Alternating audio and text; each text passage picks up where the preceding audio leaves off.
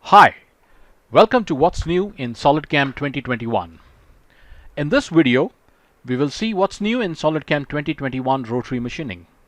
Rotary machining was also called screw machining in the previous versions, but since 2021, it's known as rotary machining.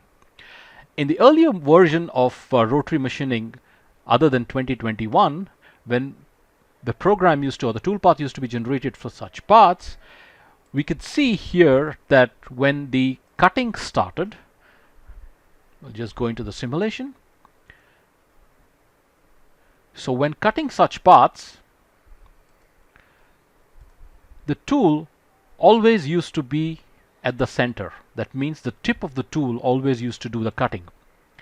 Now, we know that in cutting tool terminologies, using the tip is not a great way of cutting any part.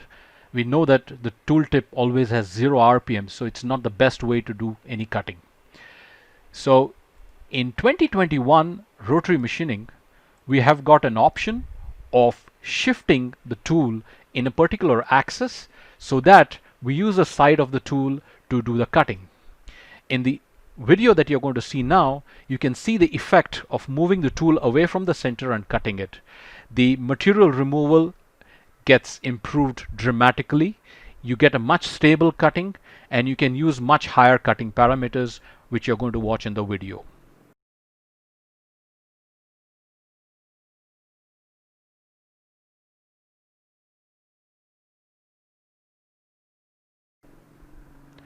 As you saw in the video, we can now apply the same side shift into this toolpath, either by a value or by a tool percentage in the tool diameter. Let's calculate with a shift of 5 millimeters.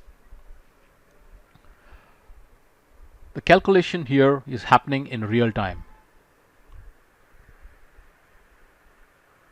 Okay, it's done. Let's go into the simulation and now watch what happens with this shift.